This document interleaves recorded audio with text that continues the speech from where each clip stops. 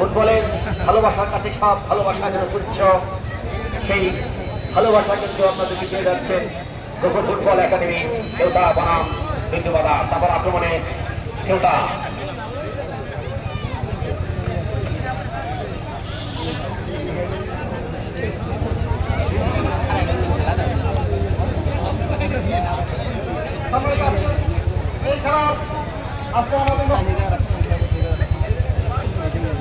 আমাদের মাঝে